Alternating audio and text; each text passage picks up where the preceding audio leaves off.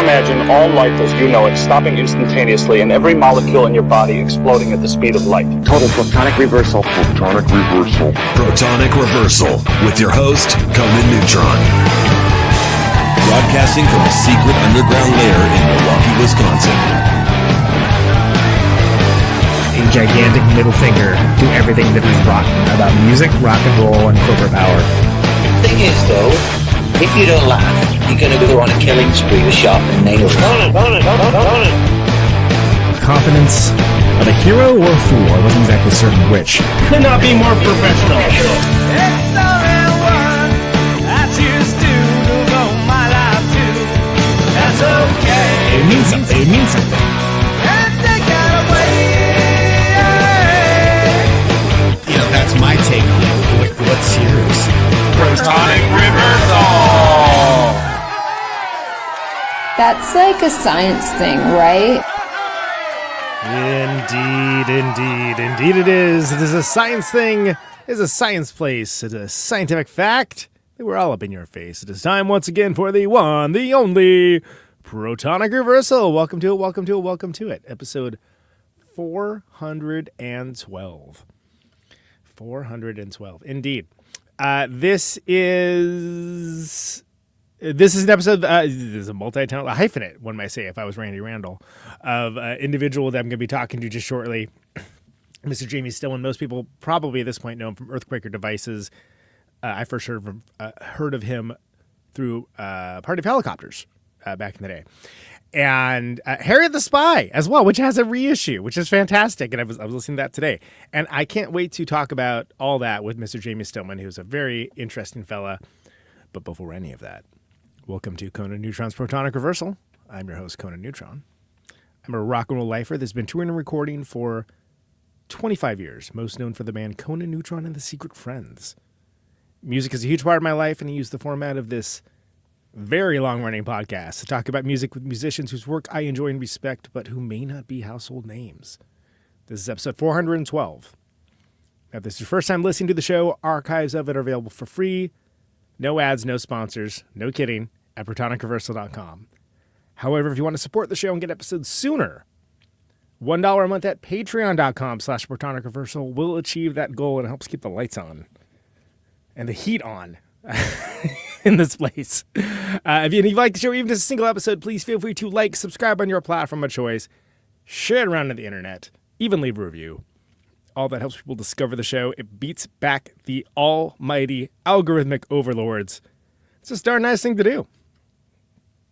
So there you go. Jamie Stillman, Party of Helicopters, the mighty Earthquaker Devices, maker of some of your favorite pedals, but also Harriet the Spy. And I'm very excited to talk to this guy. Let's get right down to it. Jamie, welcome to the show, man. Hey, thanks so much for having me. I was pleasantly surprised. Harriet the Spy was a band that I had like a tape that had like some 7-inch stuff on it. I think I was like, and I remember like the first thing I was like, oh, like that kid's book or whatever, you know, right. Before the movie, because I guess there was a movie that came out too that I was informed of. I'm like, all right, sure, I don't know anything about that. Yeah, I think Rosie O'Donnell. I'm pretty sure. Oh, is it really? Sure. Yeah. But to me, it fit very nicely in that. I mean, Unwound is like one of the reasons I play music. Well, I think me too at this point. Still. Yeah. So it's I was lucky enough to, did the Household Gods record with Vern and Paho and whatnot. But like, it's literally, I probably wouldn't be playing in a band if not for Unwound.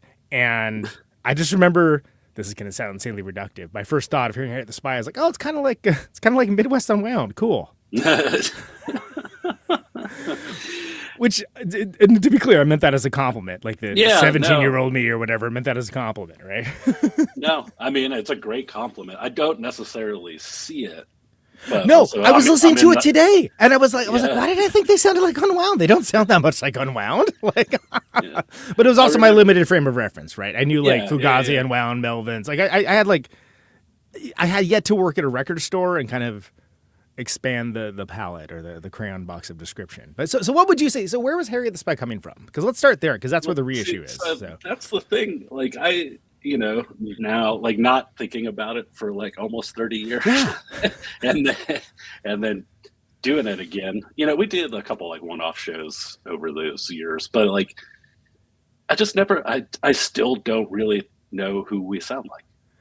That's, I mean, Right. that's not, I don't mean that in like a, I don't know, like No, some asshole. bands, But, some like, bands I you could just I be don't- like, look, I should be careful what I say. I was about to make an insanely reductive 2-word description of a band that would be completely accurate but also rude, and I like the band, so I don't want to do it. Because what is this, Chunklet? Thank you. yeah. But Start calling no, you Henry. I'll love to Henry. I'll love to Henry. But I think that, yeah, it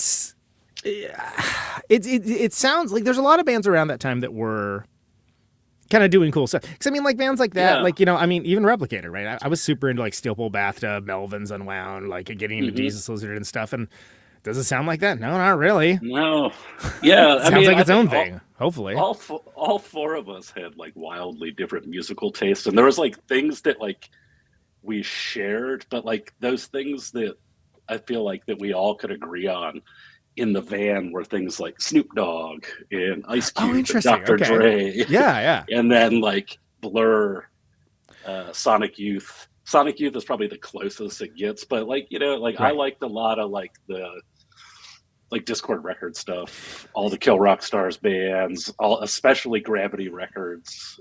Gravity, I love- totally, like almost like a melange of like the kind of bands I think of with Gravity and some of the more Discord bands too, coming out with a more advanced balance, of course now. Yeah, and like Dave like grew up like in tough guy hardcore, like straight edge Right, hardcore, and the band existed before I was in it. I think it was like their fourth drummer.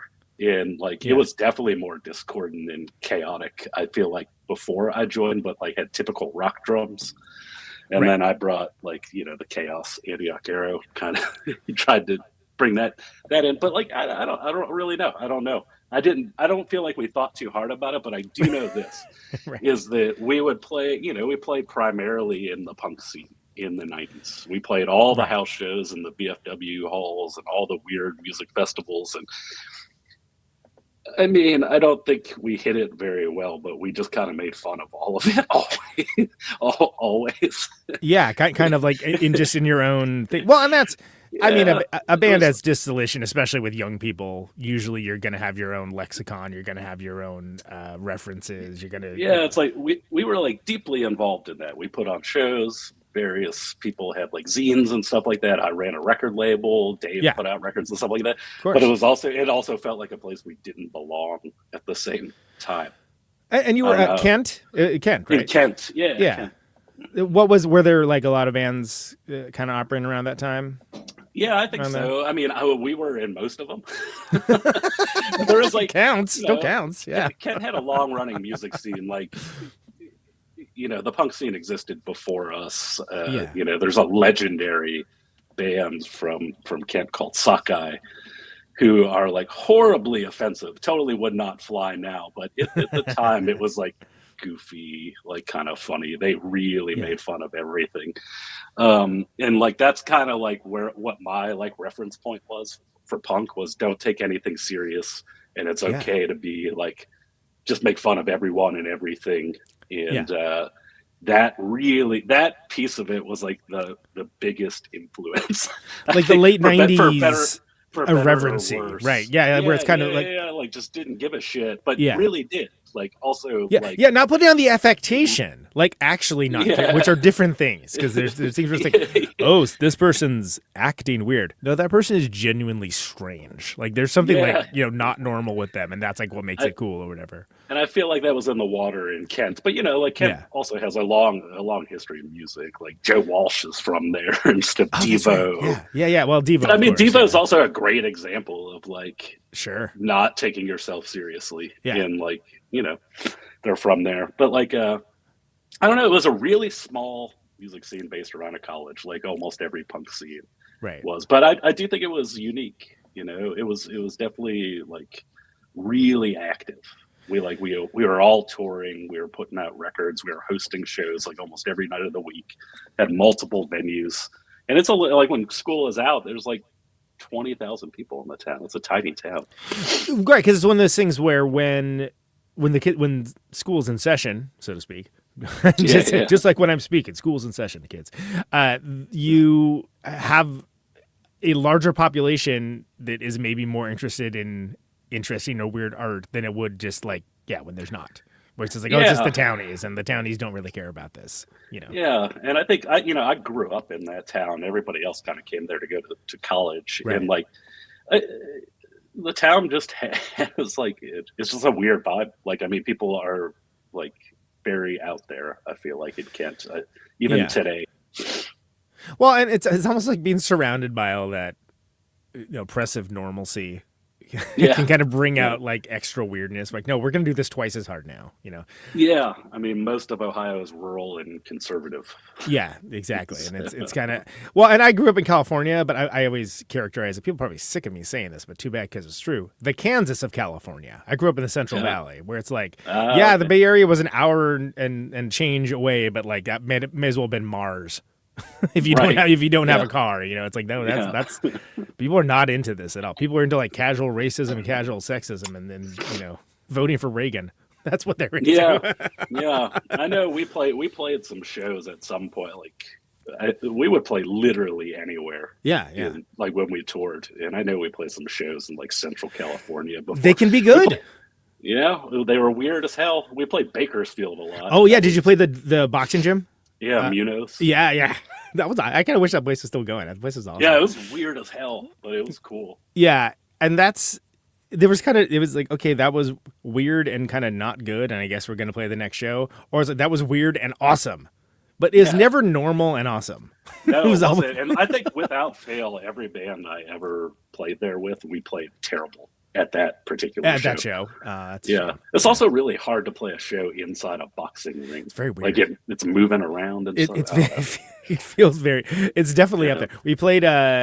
Secret Friends played Rat City Recon. Oh, I guess was that last year or year before that.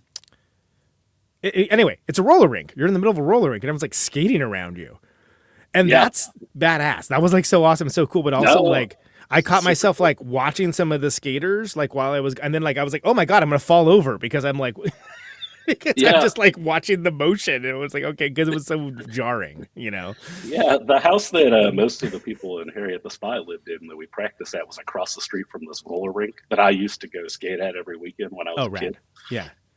And eventually they started letting us do shows there. It only lasted for like a summer, but it was awesome. It was really cool. I love the punk rock non-traditional venue kind of thing. Yeah, me too. Like book your own fucking life and like, oh yeah, we're playing some kid's shed in like rural Massachusetts. Okay, great. Let's go. Yeah. Sounds all right. We played at Denny's once years before the meme. Did you? Yeah, us too. Was it in Eureka? Yes. Did you play that? That's awesome. You're the only one I know. Hey, for the time making it up. I'm like, no, we got a grand slam. It was great. Michelle, I believe. Michelle Cable of the great Panache Zine at the time. Now the incredible Panache booking. She booked the shows. I don't know if you exactly remember this though, but it wasn't just a Denny's. It was a sports bar that was inside of a Denny's. Inside of the Denny's. Inside of Days Inn. But like you still was in the lobby of a Days Inn though. But you still got free Denny's food, and that's all that mattered to me at the time. When we played there, the manager of Denny's came running in. We played 2 songs. He came running in, pouring sweat, bright red, screaming at us that we were too loud. And we had to stop. Was that Helicopters? Or was that Harriet the Spy? I think it was actually. There was a short-lived band post Harriet the Spy called New Terror Class. Oh, nice. It was most of the people from Harriet the Spy, and I think it was us. If not, it was Harriet the Spy. We always had pretty like cool shows in Humboldt, and I think even though it's California, Humboldt, Arcata, Eureka. For those that don't know, it's like really Northern California, and it's the Redwoods. It's a forest of indoor, and this small little coastal town that's a little bit like Twin Peaks, right? But it's tiny. Yeah, it's super cool. And it's super far from most major cities. So you kind of have to make your own culture. But they have like, a brewery there, and they have things that are there. But it's an interesting vibe because it's kind of just far enough off the normal touring circuit that you're like, well, that was not a boring experience. That was interesting in these 3 specific ways, Yeah, like I always liked doing stuff like that. Like we would play a bunch of shows in the middle of the country, which like since the 90s, any band that I've been in or like toured with just avoids it now. But like I loved playing in North Dakota and Wyoming and Montana and South Dakota and Nebraska and stuff. Like those shows were weird, so weird. Not a single one was ever normal. Like we played like on a reservation. Like we had a week of tour one time where we played a bomb shelter, a retirement home, a 14-year-old's birthday party on a reservation in like a 5x5 tin shed. And then we opened up for elementary school presentation of Three Little Indians. Wow! In Great Falls, Montana, I think. And it was us, a ska band, and this elementary's play. So first of all, if you could arrange those and make some kind of here style narrative out of out of a life with all of those, but you mentioned something very important about those kind of off the way sort of shows, which is that they be mixed bills, right? And like I remember very well that like. You know, we played with a circus in South Dakota. We played the circus metal band. We played with an old school hip hop duo who rapped to their CD, and then we and we played with. I'm by the way, I'm rushing past the circus metal band. That's actually probably the because we were like, oh, what? This is the promoter's band. I was like, what do you think this guy's band is going to sound like? Oh, I don't know, maybe like this. And then we're like, oh, circus metal. There we go. But just like having these very like mixed kind of bills, but people just being down for it because, you know, hey, it's not every day that like a band comes and plays Box Elder, South Dakota. You know, like, that's amazing. Yeah. We're here for it. I'm like, oh, that's great. We'd almost never play with bands that were like even remotely similar to us until right near the end. Then like it was all right. We were too like dorky to be accepted in like the cool punk circle at the time, but like too weird to play a regular punk show. Well, and that can be interesting too, because you can like almost because sometimes if you play with bands like they're really good, we don't sound anything like them, but they're really good. Like that, we Replicator became friends with Carissa's Weird, and we don't sound anything like them, they don't sound anything like us, but we really liked each other's bands, and we just like, oh, that's cool, you know, that's awesome that we like did this cool thing together. That the booker just decided these bands should play on the same bill for some reason, for reasons I don't know. Yeah, no, we made some really good friends, especially I think on like our first two like full US tours, like playing with bands that we had no business playing with, but then like ended up being good friends with them, and like, you know, your shows get canceled. You have like we end up playing like a bunch of shows with the band 15. Like pop punk band. Legendary in the Bay. Yeah, super cool. And you know, met some really good friends who were in this band, Busy Becks, and through them. But yeah, I don't know. That was like a different time. I feel like, but at the same time, it might still be going on. You know, like it probably is, and we probably just don't. We don't know. 47 now. Yeah, I know, dude. I just turned 47 last week. I'm the same. I think we're the same age. Yeah, no wonder we play all the same venues. Yeah, and it's like I didn't play a house show again. Like Party of Helicopters kind of got to a point where we just got sick. Like we outlasted Harriet the Spy by like 5 years, like into the early 2000s, and at some point we just got sick of like garbage house basement, and like tried to just play all proper venues. And then that was pretty much it. Like after that, I didn't really play a house show until like 7 years ago, six years ago, maybe. Which makes it a novelty, and then it's awesome. It did. Like I was like super looking forward to it until I got there, and like one of the kids at the house was like, "Hey, are you Gavin's dad?" And like he was friends with my son. And then I had this like horrific realization, like I am probably 20 years older than everybody here, and if the cops get called, somehow I'm going to be responsible. So like I just immediately sat in the van. But then like we were far more real than any of the kids were. Right. Well, and that so that they were like not into all the antics of being a punk band. Which is funny because like what gets over and what doesn't, right? And I've had that same situation, you know, where it's like, you know, if you're playing the house show and a pit breaks out, it's like, yo, this is someone's living room. Can you like calm it down a little bit? Like, I mean, Jesus Christ. Yeah. To be fair, that show, I played bass in a band for a little while called Fringe Candor. That was very Black Flaggy kind of band. Yeah. One song in, our singer, it wasn't even one song. It was like right away our singer walked over to the washer and dryer and threw open the lid and poured a full beer in it. Like just right away. I feel like if you're hosting shows in your house, I mean, wild antics are to be expected. I would say. Yeah, I yeah, mean, yeah. like That was his deal anyway. buy the But ticket, like, take the ride. you know, but now like I'm playing drums in a hardcore band called Cussed Out with Oh, Dave nice. from Harriet the Spy. Oh, cool, awesome. And it's very, it's like all the songs are under a minute. Right. I'm trying my best to play 47-year-old like blast beats the whole time.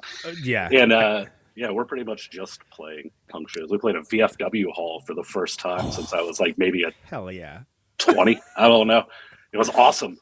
It was great. I was talking to the guys. I was talking to Kip and Matt from Red Scare because they did that reissue recently. Mm-hmm. And yeah, Matt was talking about just like he's like, yeah. Sometimes just keeping up that tempo. It's just boy, It's you so really feel hard. it. Yeah, I took a really long break from playing drums.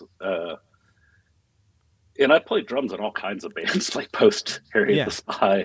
Mostly, I was in a band called Tea of the Hydra. That was like a kind of a doom metal band before there was like 1 million doom metal bands. Yeah, I know.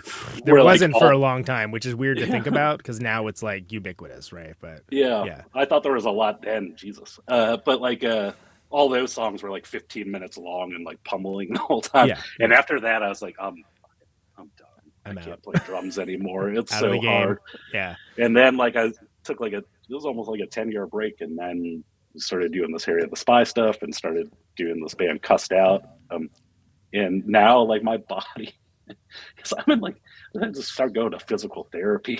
Like my elbow no longer works. I get shin splints. Like my neck. The doctor feels like, it's what are gonna you doing? break. What are you doing to cause this?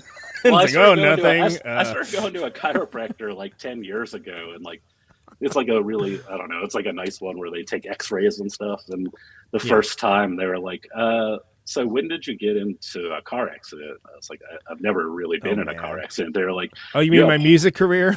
Yeah, exactly. They're like, you have terrible whiplash that never healed correctly. How would you get that? And I was like, headbanging. Yeah. And they laughed at me, and they're like, well, when did you stop? And I was like, never. I haven't done that. That's what he's saying. Got whiplash. Amazing. Oh man, that's struggles well. Well, and it's also even when you're choosing to still play and put on any kind of physical show, it's a choice, and part of the choice is you have to.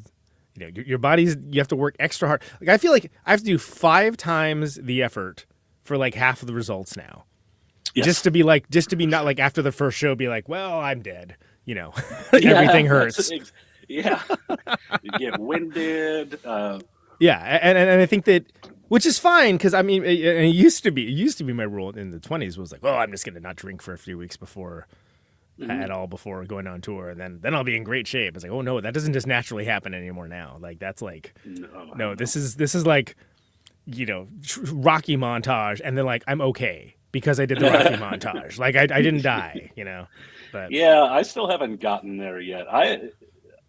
I'm slowly I'm almost, I'm getting close to 50, and suddenly starting to come to that realization of like, oh, this isn't gonna just go away. Like in my mind, I'm like mentally like 15, I think, where I'm just like, oh well, this weight will just come off, and it'll just come off. I'll be able to breathe again, and it's fine. It's just gonna be fine. And instead, I'm just slowly falling apart. So cruel. And now it's like rapid. It's like super rapid. I'm starting to realize, oh, like I might have to start exercising. And that thought is so foreign to me. It's ridiculous. And here's the lame thing. It isn't even just exercising so that like, oh, I'm gonna be in tip top fighting shape, aka like what I said with the Rocky montage. No, it's just to maintain. Just to wake up and not be like, ow. Not feel like a sack of broken furniture or something. Yeah, it's exactly. Struggle is real. That's all I got to say. It is. But you can find. I mean, you can find all kinds of ways to do it. Like you didn't ask for my workout tips, but we got a treadmill because, especially, like to be explicitly clear, it's like 14 degrees right now, and that's like the highest it's been all day in Wisconsin. Yeah, same here. Yeah. So okay. So then so like I've got a whole setup where I got like a nice TV and a nice sound system. Throw on a movie, watch it while on the treadmill. Like it doesn't feel like I'm like. do anything I wouldn't normally do. And, there's ways to do it that don't feel like I'm doing this, huh? Like Richard Simmons style. Like, I don't really want to do that. But anyway, that's just, that's why. Also, I was very enheartened to find that there was like a video of like Miley Cyrus like running on the treadmill and singing songs. I'm like, oh, I do that too. You're just like Miley. I'm just like her for real. Yeah. So tell me about, revisiting the Harriet the Spy stuff, right? Like it had been a while. 97 is when that record first came out. Is that right? I think so. It might have been 99, 98, 99, something like that. I'm really bad with time dates now, but I know there's a song about the coming apocalypse of the change, which makes 2000. Right, the distant future, the year 2000. There's an anti-internet song on there about how lame the internet is. Yeah, that's right. I think that's really funny. It's like it's a fad. It'll go away. Don't worry. Yeah. It's a fad. And I think that that's great that I froze there, and like maybe the ugliest face I've ever made in my entire life. Cool. It looks great. So, but revisiting that material, it's been like a whole lifetime experience in between then, right? How was that? It was a lot of fun. I really like everybody in Harriet the Spy, and it had been a long time. Like, I feel like since we were all in the same place, so like just getting to hang out was cool. At one point, we were all working together at Earthquaker. So no joke, really? That's awesome. Yeah, that was now 3 out of 4 of us still work there. Tom left, but it was fun. And then we had kind of talked about like maybe we should re-release these records. We were just going to do it ourselves, and then those guys at Solid Brass got in touch with us, and like we're old friends, and it was like, oh, awesome! Now we have a reason to do this. But we're also super busy and very slow moving, even like historically speaking. So it took a long time to do, but like once I kind of got my mind like wrapped around like, okay, we're gonna do this, I realized I still had the tapes, the tapes came to me in like a roundabout way. I did not have the tapes for most of my life, and then probably, I don't know, sometime in the last 10 years, somebody gave me a call and were like, hey, I found all these 1 and 2 inch reels of tapes that say Harriet the Spy and Party of Helicopters on them. Do you want them? And they just kind of went, somebody bought out a studio who bought out a studio, and they just kind of traveled and ended up in a friend's hands. And then we were cheap as hell. So we would record over every. I was just going to say ever. Yeah. Every band would just record over and over and over again. And I was positive that none of that stuff existed anymore. And it was a mystery what was on the tape. Sent them out to get transferred, and I was shocked that it was Unfuckwithable. And so excited to revisit it, because that record, none of our records were ever fully recorded or mixed how we imagined.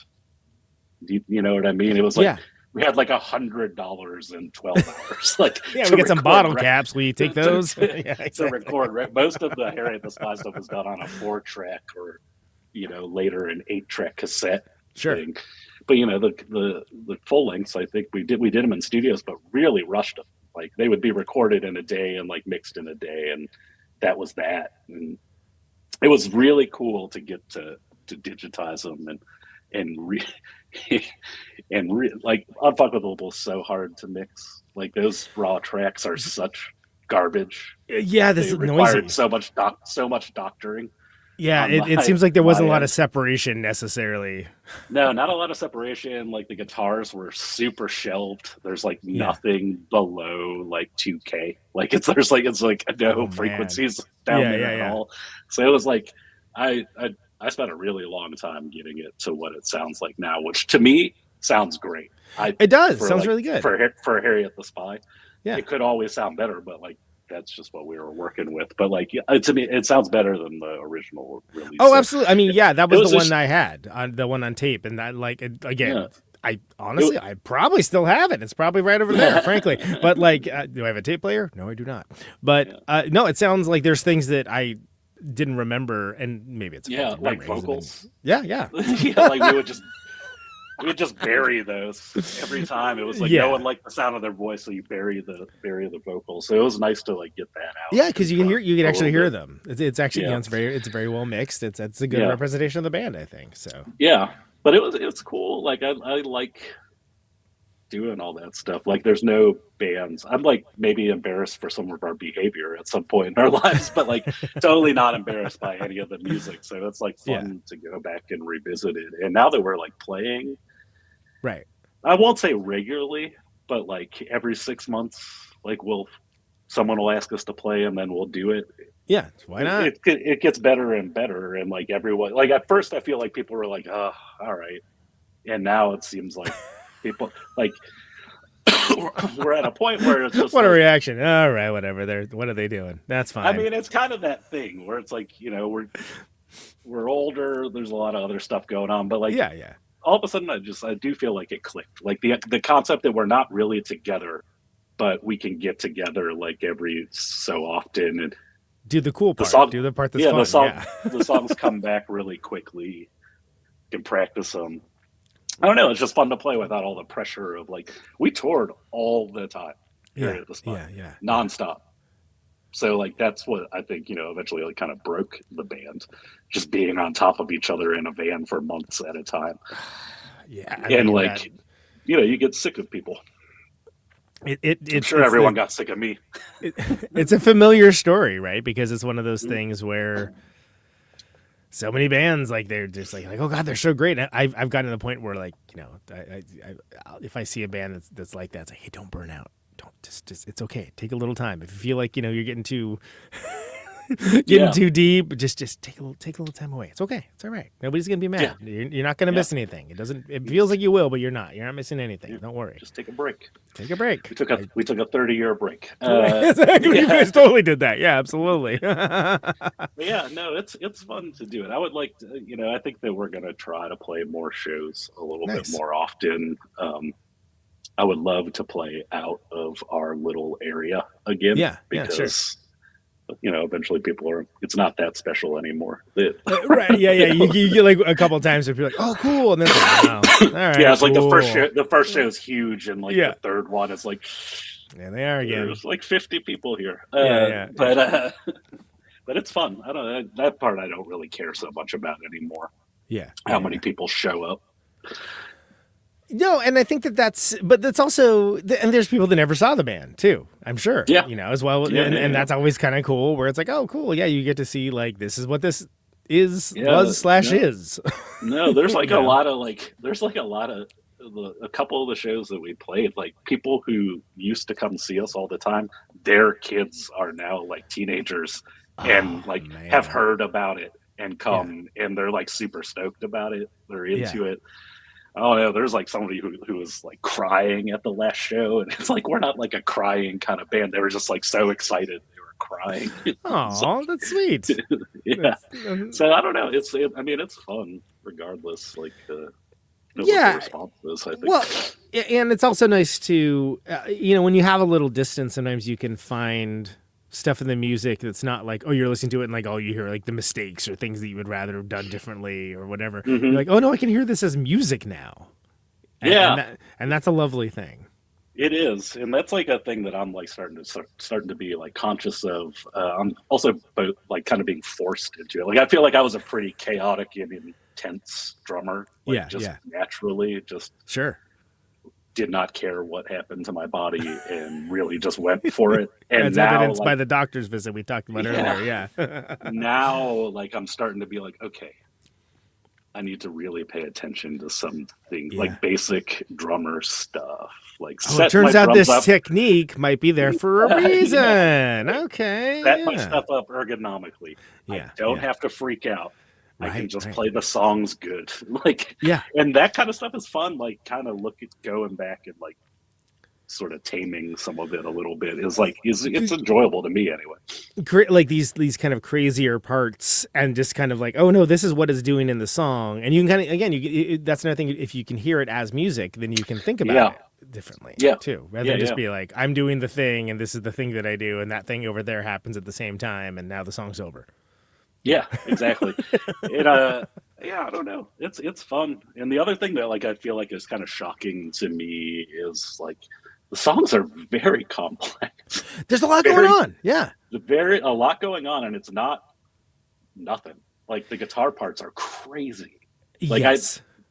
I didn't realize like how good of guitar players. Like I knew they were good, like Dave and Joel are, but Yeah. like how good they really are.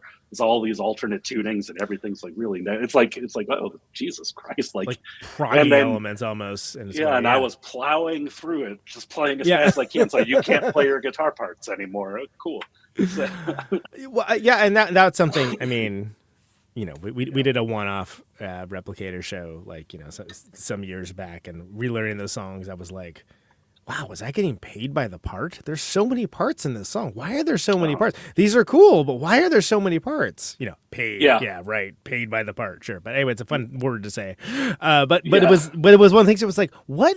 Like, this is cool, but what exactly was I thinking when I wrote this? And like, I have no idea to this day. But it's cool though, you know. And then it was like, blah, blah, blah. And then it was like, oh no, it's this. And then I was like, hey, I wonder what happens next. And then your hand just goes to where, oh, I guess it's that. Okay, cool. yeah, there's so much. Right that, on. like, yeah, you know, like so much of this stuff is like muscle memory. Yeah, like, it's rusty at first, but then it happens. Like your just body snaps will back just in. go Uh-huh. into the next thing that you're supposed to do.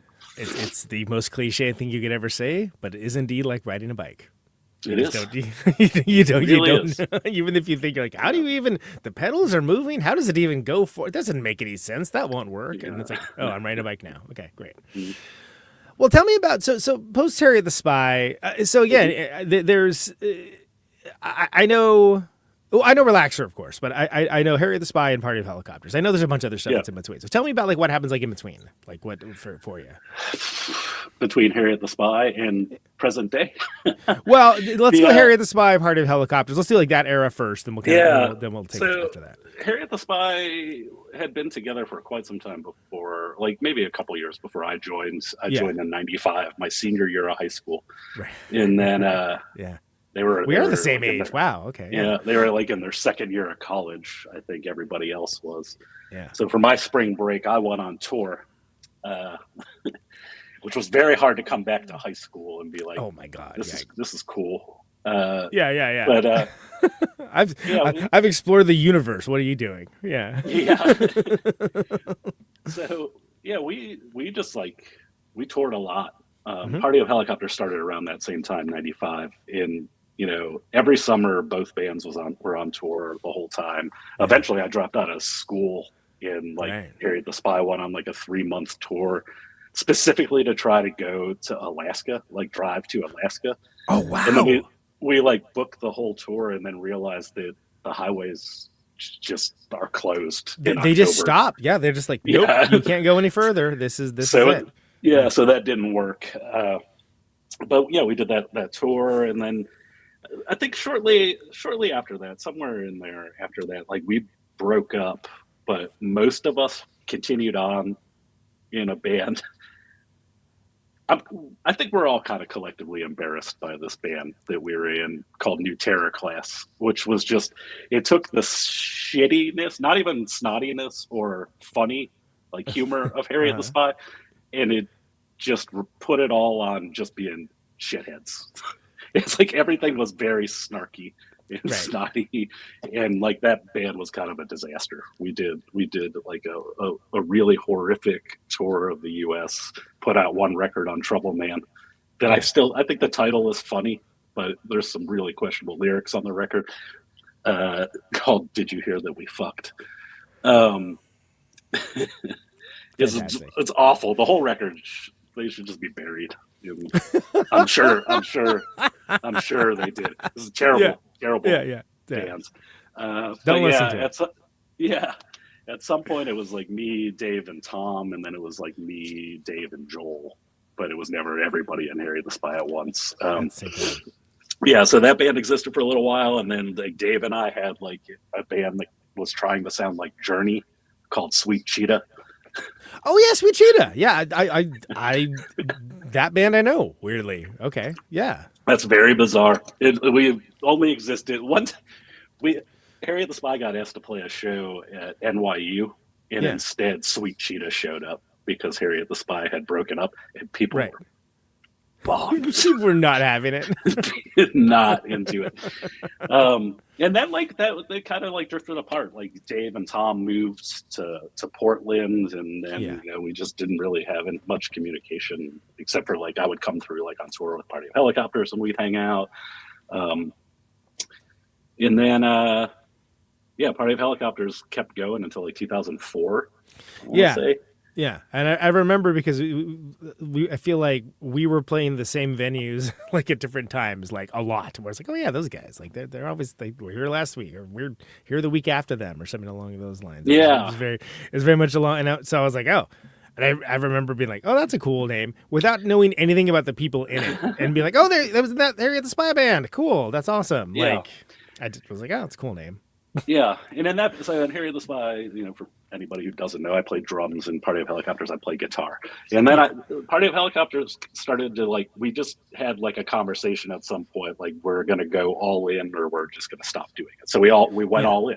Yeah. We just toured nonstop. We dropped out. You guys were relentless for like a while. Yeah. Actually went looking to sign to a big label. Yeah. Tried to do all of that stuff. And, you know, that was a mistake. I think all of the stuff that we did, like right at the end, like it was the label. It used to be Capricorn Records, and then they famously put out 311, which is sick. Right. But you know, like Allman Brothers and Captain Beyond and stuff like that is like the more promising history. Right. But yeah, they became this label, Velaset. We signed a contract with them that I'm sure was insane. On a 311 and blazoned conference table, which was amazing, really? That's awesome. Yeah. And we put a lot of effort into a record that ended up not sounding very good, and then it's just all imploded. Like none of it worked how we wanted it to work, and it just sort of imploded. And then at that point, I was kind of like, well, I think I'm done. I'm done playing in music. So I didn't really play in a band again, I think, I don't know. It felt like an eternity, but it might have only been like a handful of years, like 3 years, and then I joined Teeth of the Hydra. Right. And then I played in a local band from here called House Guest, which is the best band from Akron, Ohio, ever. Like no one knows who this band is, but it's like if you somehow mashed up like Thin Lizzy and the Smiths and XTC, you would get great. Yeah. This band. They're the most incredible band. Still one of my most favorite bands ever, and I got to play drums in that for a little bit, and then joined Teeth of the Hydra. It's, you know, like a metal band with some old friends. We put out a record on TP, and then I was tour managing for a while. Right, and that's kind of a little bit how the Earthquaker story gets going, right? Because it's right. Yeah, and it's like right around that time that I started building pedals. It was like 2005 technically. I think I really kind of started dabbling in like 2004. That was like the thing when Party of Helicopters broke up. I just was like, I'm going all in on pedals.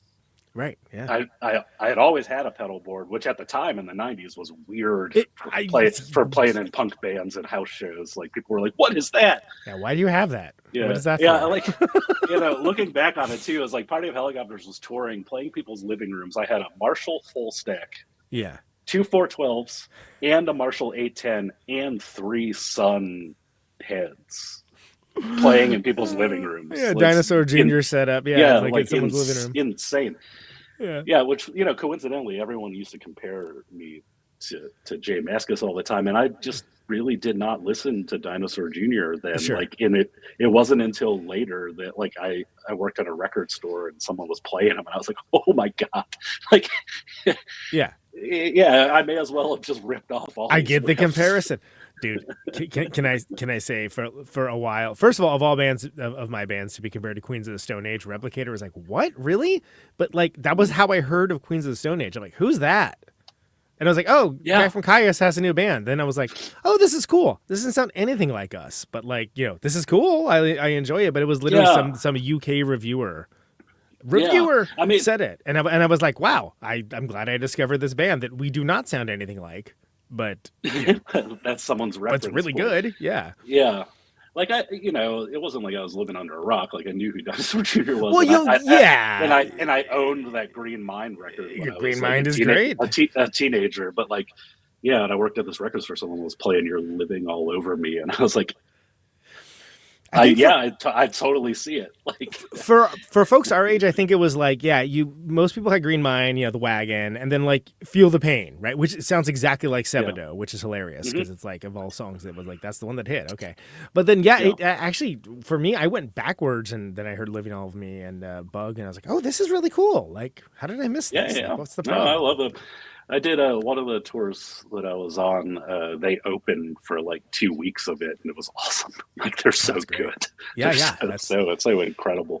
They, I don't know. Where was I? Well, and it's funny because Jay's also a drummer, guitar player. This is too, the other right? thing. So and, like, Teeth of the Hydra played with his band Witch, and Witch was very similar to Teeth of the Hydra. Oh man! And we had the same kind of drum set, like literally the same sizes and cymbals. Sure. I think are just very similar. Yeah, you're like lost cousins or something. Yeah, it's very also funny. grew up like in hardcore and like kind of like discovered Neil Young and then it was over. But like, I don't know. Yeah. So you're getting into you were into pedals earlier on, but again, and it's weird to describe. And I try to make a distinction when we talk about gear in this show because there are a lot of younger listeners and viewers as well that it wasn't like how it is now where there's 100,000 different boutique pedals. Like that was there's Boss, there's Electro Harmonics, MXR, and a couple others, like the weird pedals were Dan Electro, like like to me anyway, that was weird. But it was like I was very very much into gear, but not into gear in the way that I knew everything about gear. It was, is it big? Is it heavy? Is it old? I love it. That was it. Yes. That's how it works. Like, is it loud? Yeah. Does it make a really gnarly noise? Yes, it does. Great. Yeah. I remember, like, I had this conversation with Greg Anderson from Sun and Southern Lord. It was like one of the first conversations I think we had, but like I discovered Sun amps reading the liner notes of a compilation that Tim Green from Nation of Ulysses, like short-lived band Lice was on. Yeah. And it just said Lice uses Sun amplification, or Lice because it's loud or something like that. And I was like, oh, Sun amps are loud. So then I went looking for Sun amps, and like you can get them for $40. Because that was back before they even knew them, so they were like super cheap. People used them as door stops, right? And now they're like cheap. Yeah. $900. Yeah, it's like I had super cool gear, but didn't know shit about it until like really Party of Helicopters broke up, and then I started getting like heavily invested into just like playing by myself in my basement, making weird sounds and stuff like that. And like that's the thing that kind of got me started. Like I had an old DoD pedal. I told the story a million times, but it was like an old DoD overdrive. It broke. I bought a new one. It didn't sound anything like the old one. So I was like, well, maybe I'll be able to fix it. Found a website. And that's the start of Earthquaker. That's where the pebble starts rolling down the hill of the mountain as it picks up steam. Well, and it's interesting too because I think when you started, I mean, there weren't a lot of people doing like indie pedals. Really? No, there's like a handful of people, like the people that I can think of off the top of my head. There was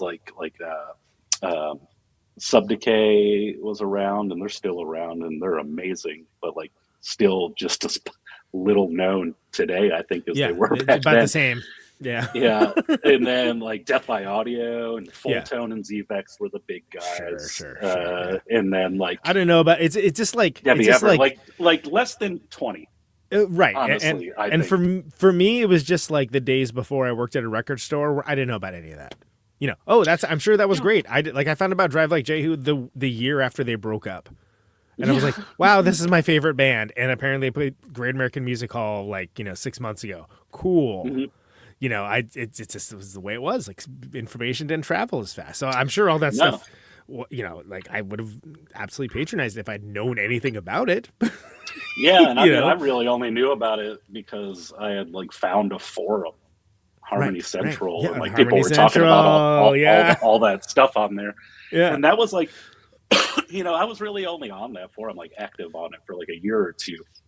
And I wasn't even that active. It was more just like reading it just to kind of keep up with what was going on. But at some point, like you know, it's probably like the equivalent of like Reddit today. It became like this cesspool of misinformation and bullshit and arguing that it was like, oh, everything gets ruined, doesn't it? Someone posts an innocent question, just gets flamed immediately, and be like, "Oh, well, congratulations! I'm never coming back here again." You know, like, it's just like really unwelcome, like worst part of nerdery. Yeah.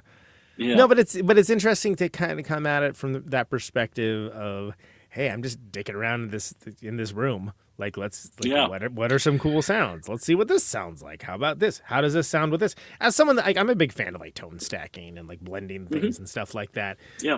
In a way that I never expected I would be. If you would ask me at 20, I'd be like, I'm sorry, what? What did you just say? You know, like I'd be like, I wouldn't know what you were talking about. I was like, is it loud? Yeah, then it's for me. You know, exactly. But like now it's like, oh no, but if you have like, well, but the bids of here, they go with like the other high resistance here. You know, like I'm all into that stuff now. It's a very important part of the band. But I think that's something that if you have a curiosity about that kind of stuff, the natural thing would be like, well, what can I do here to make this more this or this more that? What already exists? How does it all fit together? How and why does it happen? You know, it makes sense to like want to know the answers to those things. Yeah, and to me, that's like the through line of all of this stuff at Earthquaker. Like, obviously, we've grown to be quite a large company, you know, and like, I really don't. I do the product design, but lots of other people do lots of things at Earthquaker. You know, it's not just my baby anymore. But it's still like the common thing. Like, I still show up every day like, I wonder what would happen if, and then I just go and do it. And like, I'm very fortunate to like have a position where like I could spend a full week making something that sucks and then just decide at the end of that week, like, that was a waste of time. But like, chances are I learned something in it. You know what I mean? And nothing has changed for better or worse. And maybe sometimes I'm like, this might be for worse. Should I go to school for electronic engineering? Right, but sure. Yeah. But, you know, I've learned a lot over the years, but I also think that that's what keeps it fun. And that's like what keeps everything that I do fun. And keeps it rolling. And you can create things that can be compositional elements for players and things that can get you out of a songwriting rut, or maybe people can base an entire band around. I mean, I remember the first time I heard the Bit Commander, it was the band Lardo, and it was like, how does Pennington's guitar sound like a broken computer? Like, what is that? Like, that's like, and it was like, and why didn't that exist in Replicator? Because I definitely would have used that. But, so, and he was like, oh, there's this thing called the Bit Commander. I'm like, oh, I'm gonna get one of those. And I did not use it at all the same way he did, because I was like looking for something different. But I was just like, oh, that's that's a crazy idea. And I did watch a documentary, by the way. That's one of the ones I did watch. I was like, oh, I can't wait to see this. How the hell did they come up with this one? You know, but then also even the more conventional ones too. Just like, oh no, these are the different varieties. This is an overdrive. This is a fuzz. This is a distortion pedal. These all do different things. Like, this is taking the things that are cool about this style and adding this. You couldn't do this thing and that was annoying. So now this does that, but it's slightly different in this way. Perfect. That's great. And why wouldn't you? Like, I think as I go on, like, those are the kind of things that I really like to focus on. It's like, this might not be the most original idea, but this idea fixes problems that I think exist in all other variations of, you know, a tube screamer or a big muff. Like, there's something that I personally, and I'm not saying anything is bad, like, all the ones I've played, some of them are sick. Some of them are almost sick. Some of them are just garbage. Some of them are terrible. Yeah. So it's like, like, how do I fix whatever I think is wrong and make it like something enjoyable for me, and then cross my fingers that other people like it? And we have really, really good success for a very long time on that mentality. But now that there's like so many people out there making pedals, like, it's kind of chaos at the moment. Like, nothing that used to fly a couple years ago flies today. Because there's just a lot of people doing it. There's just so many people doing it, so it's like it's kind of the whole industry is kind of, I feel like, reinventing itself at the moment, which I'm on board for. Like, we're surviving. People are like moving towards modeling and stuff too now, and like there doesn't seem to be any stigma to that. I'm like, well, there should be, but yeah, there really peace and love. But I think, I mean, to be fair, it's like I do use some of that stuff. Sure. Like, I got a Kemper 1 foot to the right of this computer here. And, I use it all the time, but I'm not going to take it to a show. I'm not going to model I'm not going to model like this Fender behind me because I have the fucking Fender. I'll just use that. Why don't you just use that? Yeah. Instead of putting a dog in a cat costume, why don't you just get a cat? Exactly. Like, I'm not a baby. I'll carry the stupid amp to the show. But there is a case for it though. I mean, like, so my ex-bandman and replicator, Ben Adrian, he's the head of sound design at Line 6, and he's a big part of the Helix, and of course, and it's cool that he made that. But it's funny because it's like that's to a certain degree, it's like so against everything I think about with you that like you would make that because it's like But I get it.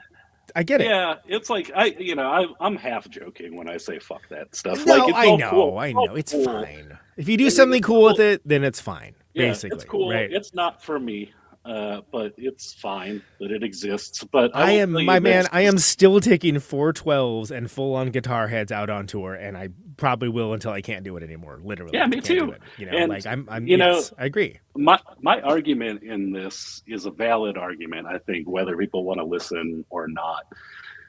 You go see a band that has no cabinets on stage, and there are not. Despite what people are telling you that everyone's doing this, hardly anyone is doing this. Most people are still taking amps out to a show. But you do run across some of these bands where it's like dummy cabinets on stage, everything's X effects. Those bands sound like a CD being blasted at you through a bunch of tweeters. Like, there is no low end. There is no air moving. It is not a show that you can feel. It's a show where you're watching people mime their music with a flat frequency response. There's no dynamics to it at all. And it probably sounds sick in people's monitors. Right. I've been bitching about this for like a year now. No, but you're right, because it doesn't hit the same. It literally does not hit, just like I hit the microphone. It does not hit the same. It doesn't actually hit you. I mean, that's a big part of like being a band. Like playing music, being a band, and being in an audience watching a band. And, over time, like everything changes, of course. And, younger ears think that your like earbuds sound good. You know what I mean? Like, sounds great. What do you mean I have wax in them? Yeah, like Spotify is an acceptable like medium. All this stuff where it's like, well, if you put a record on, which to be fair, I rarely do, but when you do, you're like, oh fuck, oh my god, that's what music is supposed to sound like.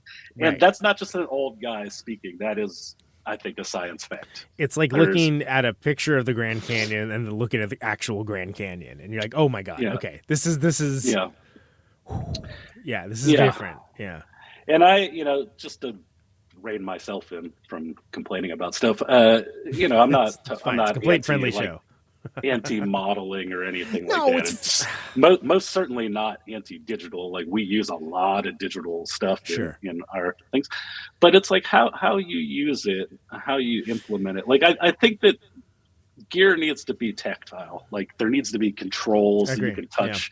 I feel like screens and menus and stuff, and like all this, it takes away the fun of playing. And like, it might be easy for a lot of people. It's like, oh, I just do this, and I scroll through the thing and I tap all the stuff and I rearrange everything and I build a scene. And you're like, is that fun for you? For me, it sounds like, it's like I could feel my soul dying. Hear people talk about that. But it looks good on you though. But I mean, it's like, I like the chance of like analog gear. And It's not supposed to make that noise, but it's kind of cool. All right, right on. Yeah. You know. Yeah. Or like it breaks in a certain way that makes it special, and like there's Right. you just bend down and turn a knob, what everything does. That's my preference, and kind of like where I think my head is just always going to be, like both as a musician and as a product designer. Yeah.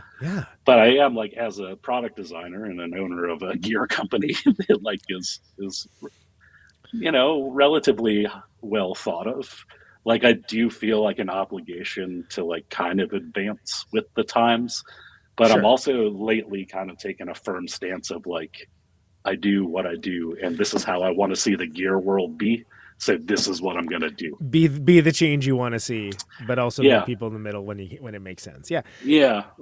And I think about change is no change. I'm Right. the change that I want to see, which is no change. Which is no change, actually. But I'm thinking about things like you have like that hoof reaper pedal, which is like, okay, you combine like, two of your kind of more popular, more high usability pedals for like the layman. Yeah.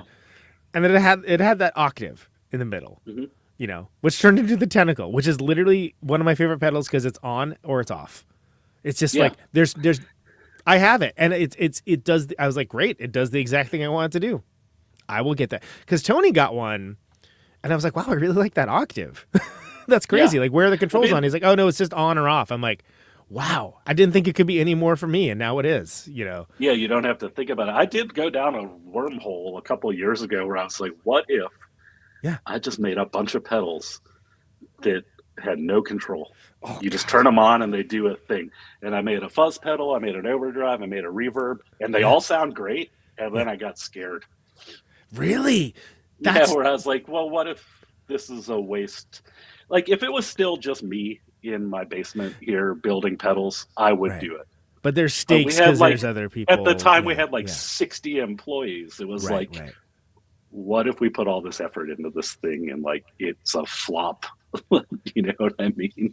So it was like that's kind of like the negative side of growing. I think like it's less not as easy to take a chance like that because there's equity that there's sweat equity from like other people doing the work. There's other people that are depending on things. Yeah, and it's also like you're putting everything on black to a certain degree. It's like, all right, let's see if this works. Yeah, it's like a real dick move to be like, you might think you know what sounds good, but I'm going to show you what sounds good. This is it. There's no controls. It's kind of says something, I think. But I think it's also easy. Yeah, I absolutely. And there's a certain type of musician and pedal enthusiast that would be like kryptonite to them, and it's like, well, that's not for them. Then there's people like me where I'm like, well, what happens when you turn it on? Sounds great, cool, all right, that's all I need to know. Honestly, that's the kind of stuff that I love now. Like, if it can just that's have the like thing. one control, two controls, like great. I don't want to complain about them because I love the pedal, but it's small, which I'm usually for. And the controls are so tiny that if you are an active participant and moving around with rock and roll, it's very easy to whack into it and knock it. And I'm like, I like this. The other things this does, fine. Maybe they're great, but I really love this one thing. And I'm constantly, and I mean constantly, knocking it out of that position. and I never want to do anything other than that one thing. And again, maybe other people are trying to do other stuff. But anytime you see something that, and I don't want to name them, but they're manufacturers that have a lot of knobs and dip switches and this and that, and you go, oh my god, it's just like, okay, that's a great studio instrument, that's awesome, but like if you're someone that plays live, like that has no utility for me. Like that's not for the way I play. Maybe if someone's a very careful player, great. I'm known for being a lot of things. Careful is not one of them. Yeah. So I think they're wonderful products, but it's not for me. Like I wanted to do the thing that I wanted to do, and I don't want it to do other things. Even if the thing I want to do is like wrong or weird or not the thing it was intended for. Doesn't matter. I wanted to do that thing, and I don't want anything else to be happening. Yeah, for that, I mean, I am also like a very but don't, active... dude. The market should not try to cater to my sensibilities. To be explicitly clear, there's no way you'll bankrupt. There's an element of truth though in like what you're saying. Like, you're afraid to use this thing because you get the controls and all of a sudden it doesn't sound good or it doesn't do the thing you want it to do. Like, I am also a very active player and it's just sort of chaos. And I also cannot count how many times people have seen me as a professional product designer pick up a pedal board that stopped working on stage and drop it on the ground like it's going to fix it. That'll do it. Give it a Fonzie. Yeah. I do it all the time. Like, that's my go-to is like, drop it and see if it works. But anyway, like, it's Fonzie elbowing the jukebox. Hey. Yeah. That kind of like mentality though, like also like influences the way that I design pedals. Like, I try to make it so like you can't really get a bad sound out of the pedals, because if you knock the knobs, it's going to sound different, but not terrible or like totally wild. Of course, there's exceptions to this rule. Don't get me wrong. Of course. Yeah. But And it is the thing I strive for. Is like it has to sound good or be musical in every setting of some sort. Which is harder than it sounds, I'm sure. But like, definitely like there's if you are walking into it being like, okay, this pedal has a huge noise floor, like the Cloven, one of my favorite pedals. You might as well call that the Chesapeake Ripper pedal, because it's like that's the sound of that song, right? And I have a specific sound dialed in for that. That's perfect. But I've gone wackadoo and knocked it where it sounds like, oh, that sounds different. Does not sound bad, but that sounds different than I expected that to sound. Yeah. But it's not in a bad way. It still sounds good. It's grinding in a pleasing but different way. Oh, and then, there's something to be said for that, because I think that's who the people that patronize Earthquaker, those are probably most of those players, I would hope and think, that are some people that are like, I'm down for the adventure of this. Yeah, I think so. I was like really very stoked, like as Earthquaker started growing, like I really tried to keep it mysterious for as long as possible. And by keep it mysterious, I mean, I really wasn't a fan of social media and stuff like that. So like, pedals would come out and I would totally forget to even post that like, they existed. Yeah. Hey, they're here now. Yeah. So it was like for years, like people didn't know like, who was like, it was mysterious, like, or what kind of music I was into, any of this kind of stuff. And then like as we grew, like some of that stuff like started to, now it's very obvious, like, maybe not like where we kind of come from. I think that like, after doing a Boris pedal and the Sun pedal, like everyone's just like, oh, they're doom metal people. But it's like, I love that stuff, and I always have. But I like all kinds of music. But it's like country and Western, country, both country and Western. What was I saying? Oh, the thing that like what I was really happy to see like over the years as we were growing, like the people that were gravitating towards us, were like the people from my scene, like the one that I grew up in, like all the like punk weirdos who like went on to like, be in like professional bands or like be, just be hobbyists or like had cool jobs and stuff like that. Just like reconnecting with people that I hadn't seen. And like, since I played a house show with them in Williston, North Dakota or whatever, like it was those people, like we just naturally attracted like those kind of people, and which made it like a lot of fun when we would do like events like the big NAMM show and stuff like that. It would be like, all the people who would come play in our booth were totally out there like weirdos, and it was like a big fun party that felt like a house show, like on the NAMM floor and stuff like that. It was like you couldn't engineer that; it just naturally happened, and it was like the right kind of weirdos could see that we were the right kind of weirdos, and it was like really nice to have that like environment, and we still have that environment, because a lot of this stuff can go a weird way, like the John Mayer blues dad. Like there's I was gonna make some derogatory blues comments. Yes, I'm glad you beat me with a punch on that, because you said NAMM and I'm like, oh, all right. Yeah, because there's more of that than there are experimental Yeah. people. I got the sure. blues right down to my blues. Yeah. Like, all right, we get it. Yeah, We get it. yeah. Must be hard being Yeah. a middle manager. Yeah, that and like shredders. And if I had to choose between the blues guy and the shredder, I'll take the shredder all day long. But Yeah. like, as long as they have a headstock on their guitar, I'll take the shredder all day long. But the yeah, no, it's just cool that like we've managed to attract, I think, like-minded people and like all of that. I don't know. I can't help but think that like the involvement in punk rock. Well, I was just about to say, it feels like it's the punk rock thing, right? You put it out there, you fly your flag, and like, you know, people that want to walk over, great, and people don't, fine. We're over here doing our thing, man. Like, we're pretty confident in what we're doing, you know? Yeah, it's nice. It's just nice to know. Like, I'm not like conveying it the right way because my brain is no longer functioning. But it's like, it's nice to know that like without even consciously trying to put that in to everything, like people pick up on it right away. Like it's just kind of in me, in us as a company. It's I don't know. It's nice. I'm trying to think of I think it was the Monarch. I think Ben actually lent one to me when we recorded the first Conan Neutron the Secret Friends record. Hopefully I'm not twisting this up. And Toshi might have had one too, but I was like, oh wow, this is a little orange in a box. Neat. Yeah. That's awesome. Like I've always kind of wanted that. You know, that's great. Like this is a great sound. What a cool idea. And then there was like the Park one too, which I was like, oh wow, someone else knows those amps. Right. That's cool. You know, like, and just having all these sort of like, this is such a specific thing that if you know what that is, you're going to be excited about it. But it isn't necessarily something that everyone's even, you don't have to know like what it is or what it represents or what it's a clever, cheeky name for. If it's just like, plug it in, it sounds good. It sounds neat. Yeah, I like the sound you'll figure it out. Right. The park thing is fascinating to me because those were the first two I thought of, by the way.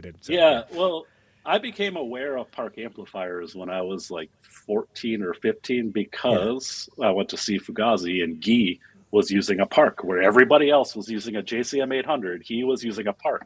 And it was like, what's that? What is that? Right. And why does it sound so good? Yeah. And then it was like years later, you know, I get introduced to Mitch Colby, who no longer runs the Park amplifier, the modern day Park amplifier brand, but was running Park and, you know, got to do that pedal. And it was like, that's still my reference point is like, I know about this from Fugazi. Do you know what I mean? Yeah, absolutely. Where it's like it's just kind of cool to have been involved, I think, in like that little tiny piece of music history, like getting to do something with park amplifiers, even if it's not what it once was. Sure, but it's still, and you know, amps and things like that. I feel like they're like huge legacy acts, right? Like like Iggy Pop is still always going to be Iggy Pop, no matter how many butt towns he puts out. Right? It doesn't matter. You're still Iggy Pop. Like it's still like, you know, Raw Power, like Fun House, you know, Lust for Life. Like you're still in awe of what he does. Even it's like, I don't know what he's doing right now. I don't know what this is, but like good for him. Seems to be having a good time with it. Oh, and he's playing stuff I like again. Okay, good. Right on. You know? Yeah.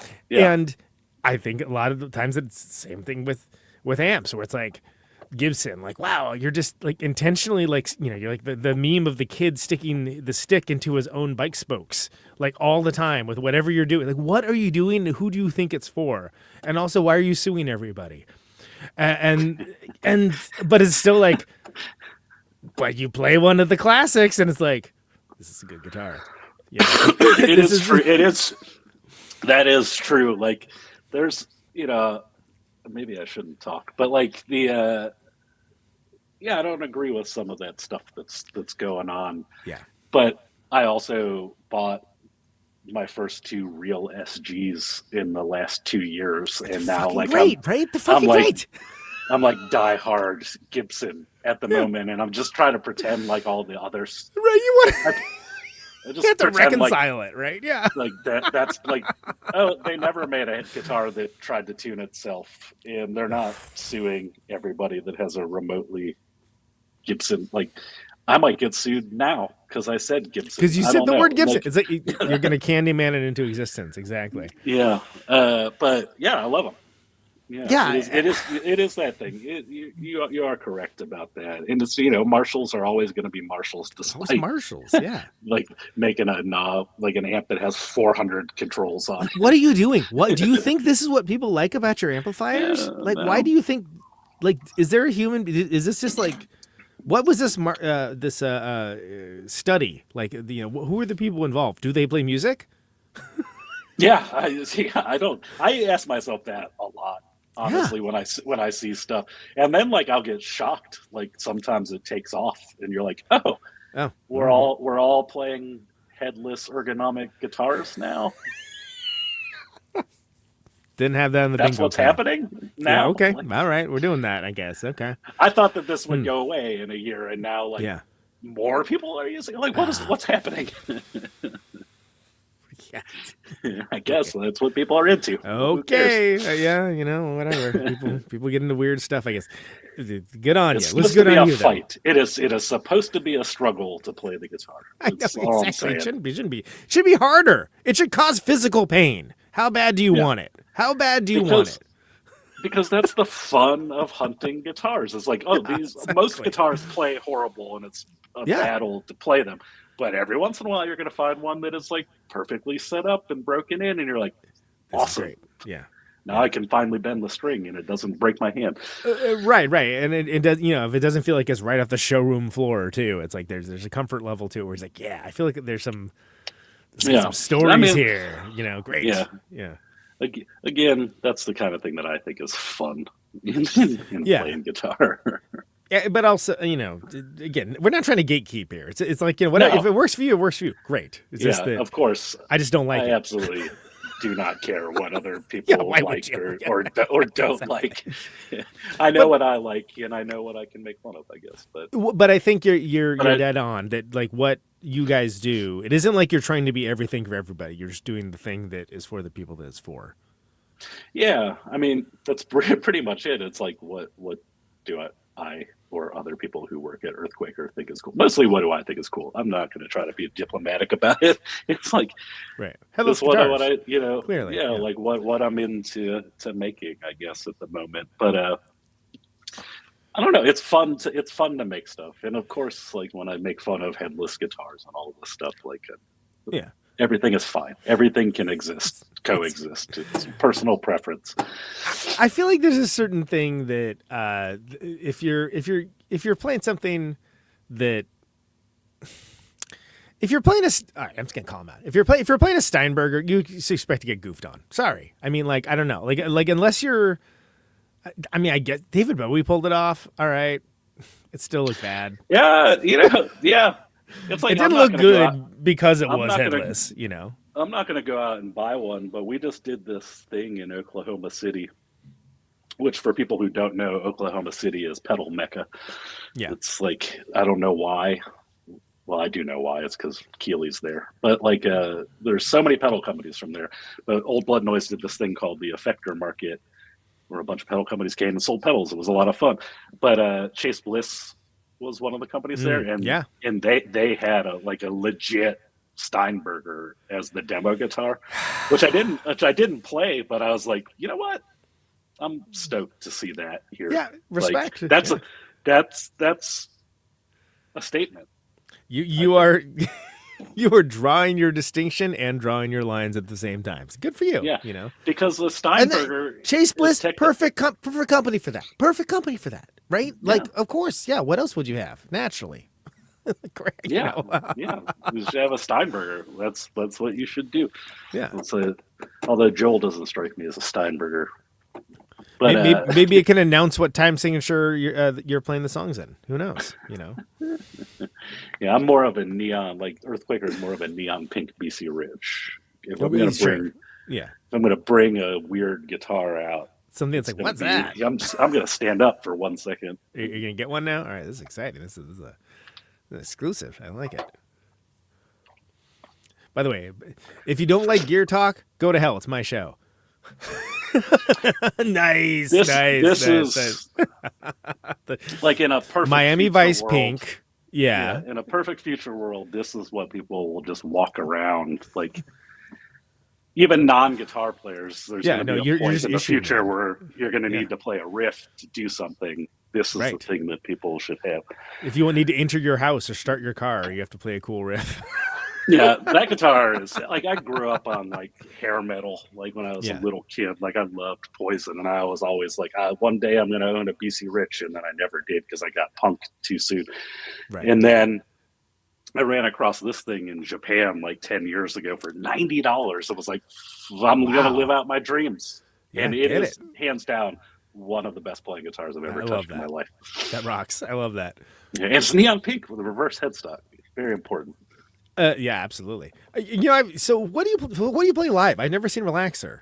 So what are you playing live? Oh, well, we're not really playing now, but like I was mostly Jazz Masters, but super modified Jazz Masters, like the since I'm doing What's your this now, sure, let's go. In for a penny, in for a pound, man. Let's do this. this one this was like my main guitar forever. Like Nice. like I beat the shit out of it. Yeah, I can tell. Well played. Well played. Yeah. But yeah, that's got like humbuckers, and then it's kind of just wired like a Les Paul. Yeah. It's very, very less. So Yeah, it's funny you mentioned that because my custom EGC that I play, it's a it's based off my $300 Squire Vista Jagmaster.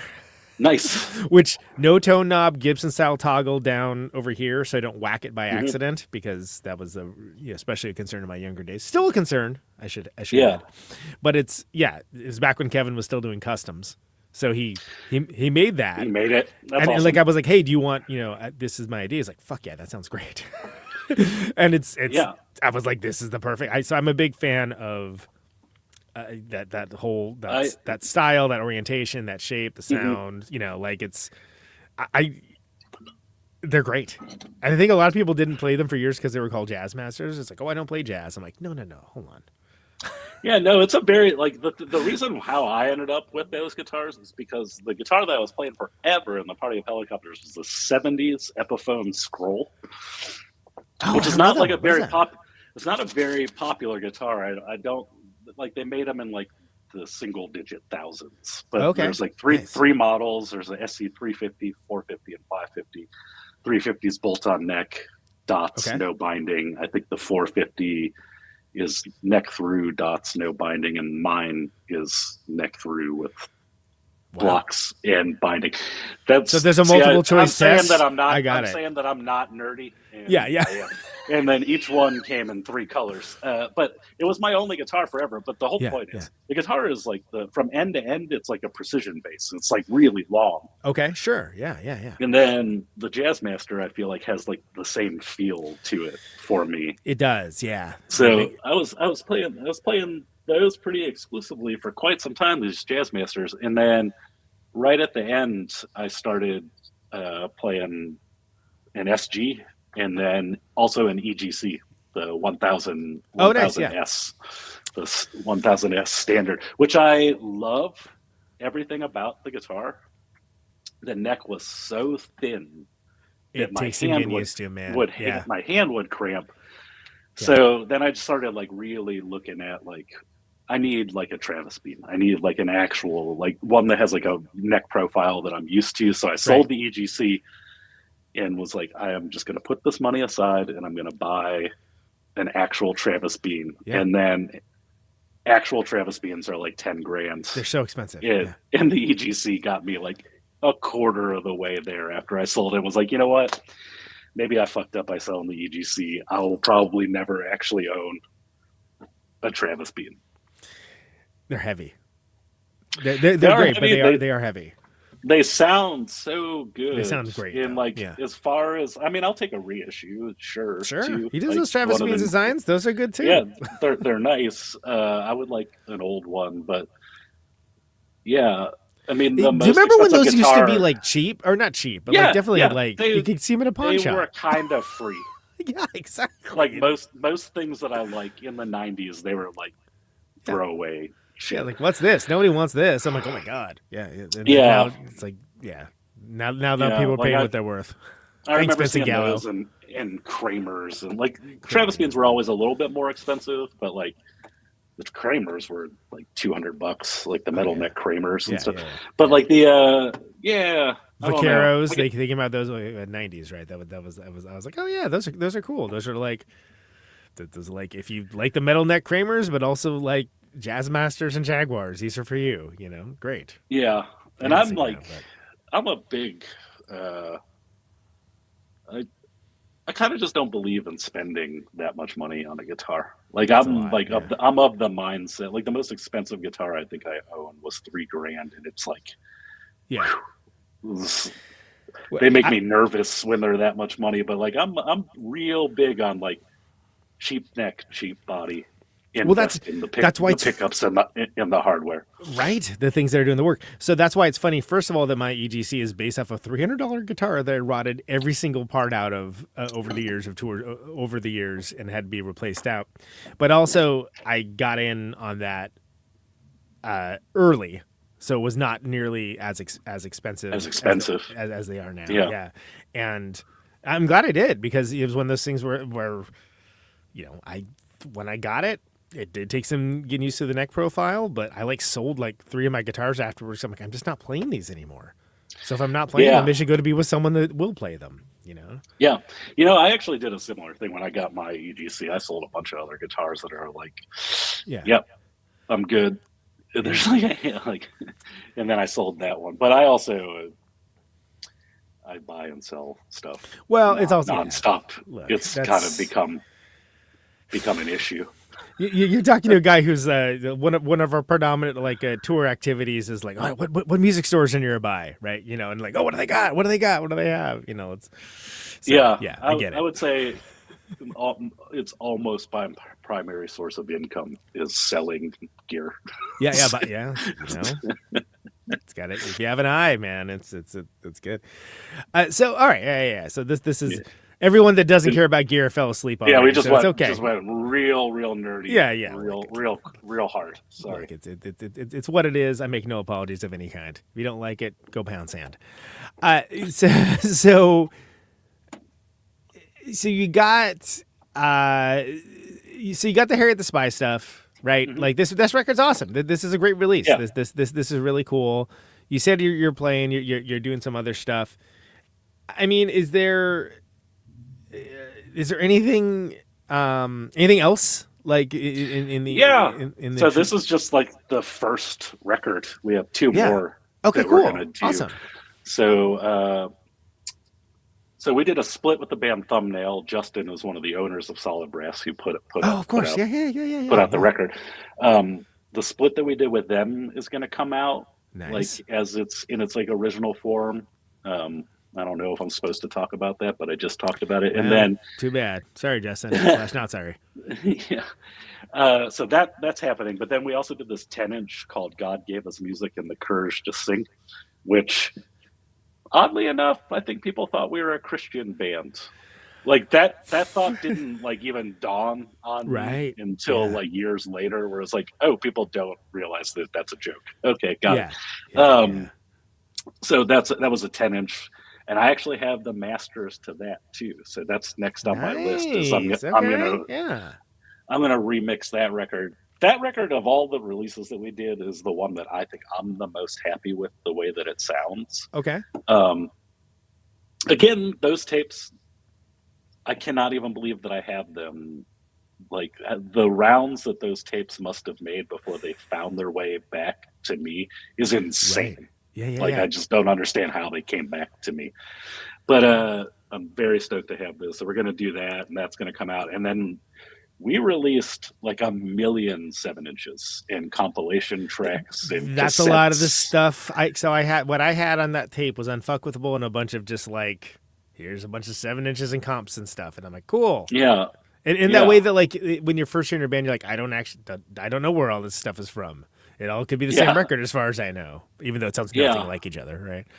Yeah, and that's the one problem with doing the singles collection is all the recordings are so wild. Some of them are trash, just unlistenable almost. How did we release this? Yeah, exactly. Yeah, but it's got to happen. It's got to be a completist. It's got to happen. So at least those two more releases, and like I'm hoping, like, I don't think anything can happen, I guess, but I don't think we're going to go on like a tour or anything like that. But it would be nice to like get out of Ohio and like maybe go play like New York and Chicago and LA if we can somehow make that actually happen. I know a guy. I'm the guy. Yeah, it would be cool to do something like that, but that's like maybe unrealistic thinking. But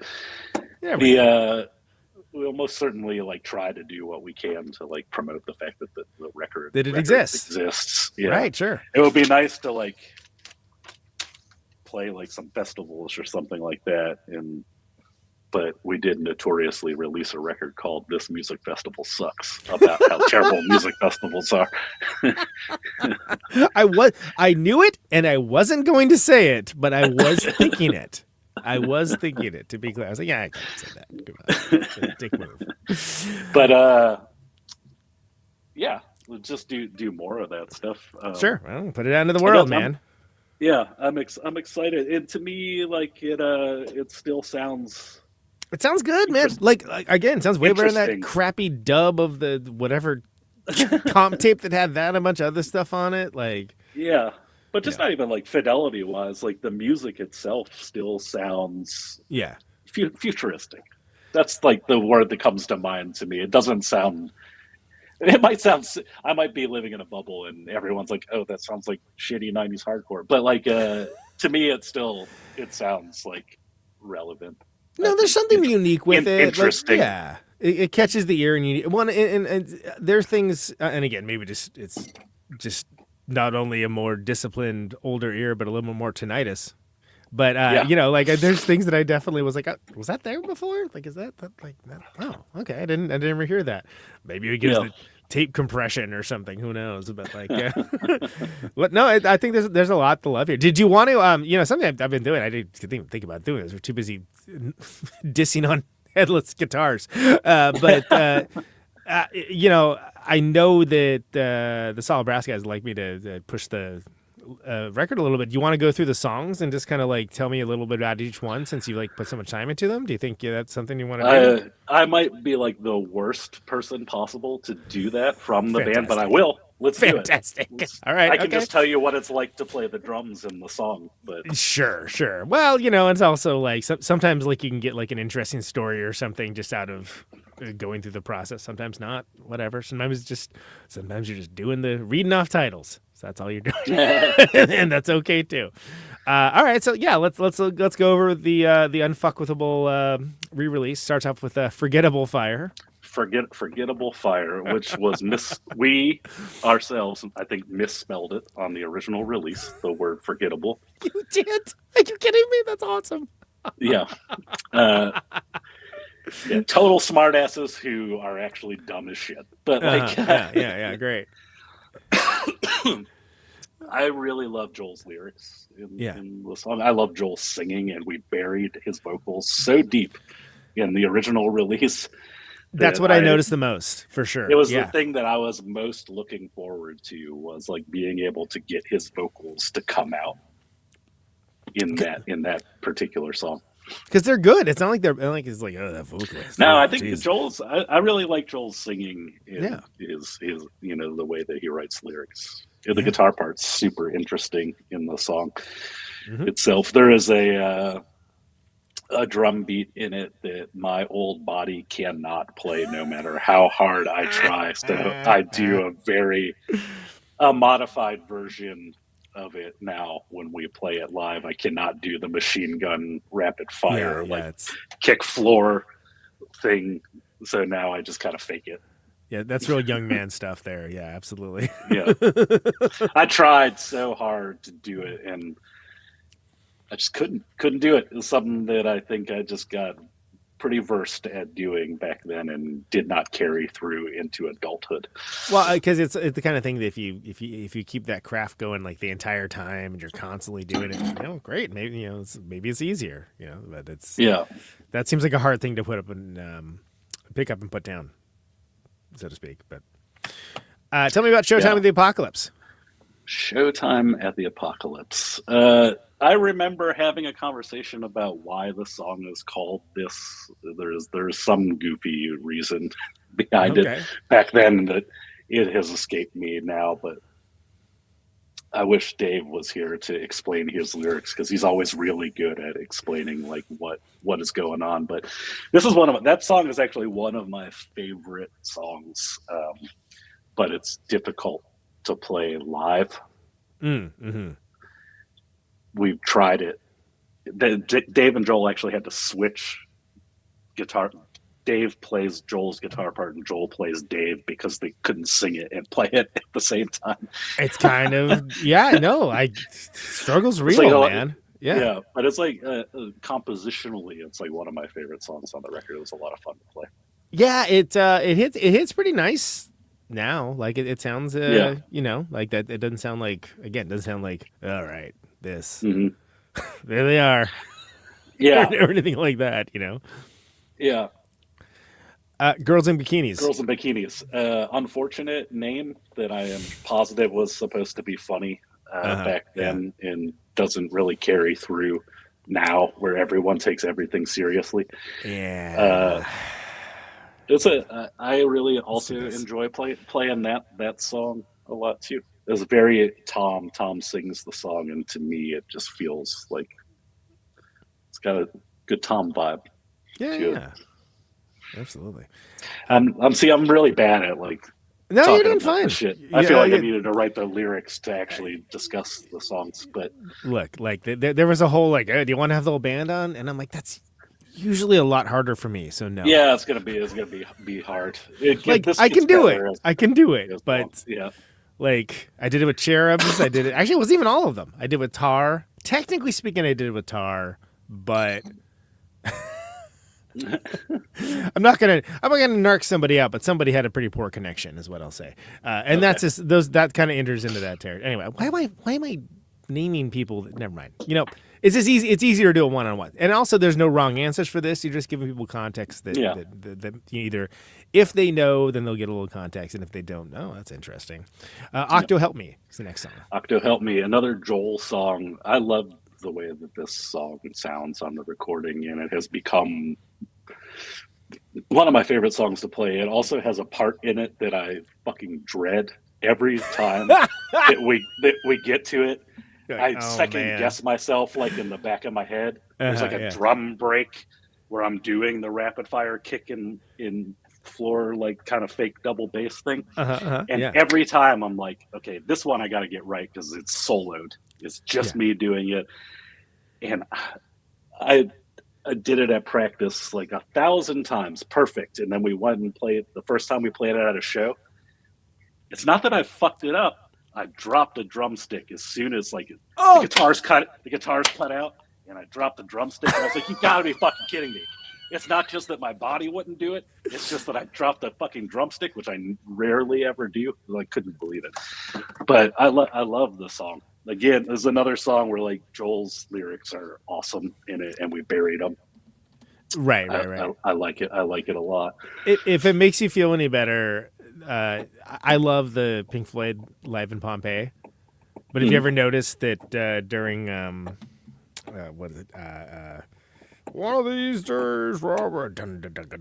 There's like when Nick Mason gets to like the coolest drum part, drops a stick, and the camera's like right on him too when it happens. Right. And it was like somebody was like, "Yep, that's good. That's good. Definitely focus on him dropping that drumstick when it's time for him to play his cool drum part." Yeah. They probably only brought one roll of film out to that. Right. Like, that's it. That's the take. Like, that's it. That's what it's got to be. We burned all this money getting everything to Pompeii. So that's one. That's in one of the greatest music films of all time. So it's not that bad. Paint My Adams is the next song. Paint My Adams, Tom Rachel. This is like of all the songs when I was mixing them. It's kind of weird. Like I never really paid attention to lyrics. Like my wife also like talks about this with me. I have no idea what people are saying ever. Like I'm never paying attention to the words to songs. Right.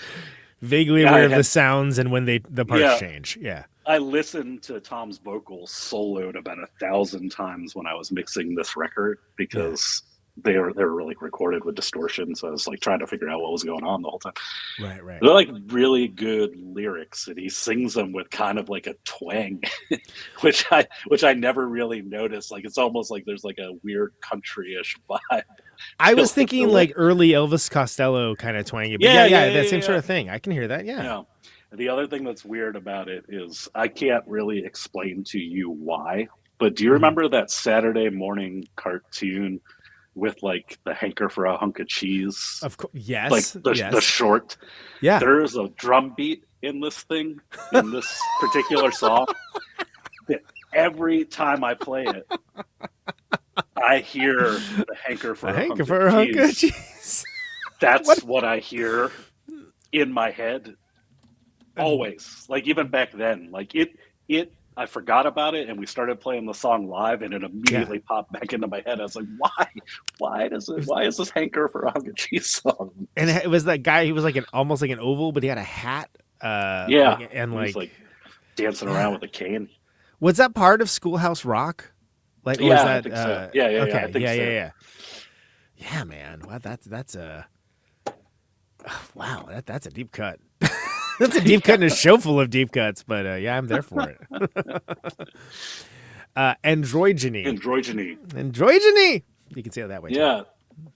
Again, song title that maybe doesn't age well. I don't know. I don't know what the lyrics are about. Even after I knew what the lyrics were, I was like, what is this song about? I'm so unclear. Again, another one of my favorite songs, like compositionally on the record. There's like some really like techie drum and guitar like interplay in it, and we can never pull it off live. We try to play it, and like it's like overly complicated. We're like all four of us are playing like a different rhythm that they all like kind of lock in at different beats. Right, it's not even at the same. You're right. Yeah, sure. It's so difficult to like actually pull it off live that we just scrapped trying to play it. It sounds exhausting. Yeah, and that's the worst when you're like, "Hey, this song's great." Boy, is it a bummer to try to play. You know, like it's because you know what it can be, and you know like how great it sounds, and like it's. Okay. Yeah, like the original shitty recording really lended itself to like gelling it all together. Yeah, it's like this like Rat King of a song. Yeah, sure. Yeah. How about when the shit hits the Commodore 64? This is my favorite sentiment on the. I love that we put out a record talking shit about the internet. Amazing. Yeah. So there's the line of all things, like .com is for motherfuckers. That's great. which I think is an awesome line, don't get me wrong, but it's hilarious to like, I don't know, like what were we thinking, that it was just gonna go away or whatever? I don't know. Yeah.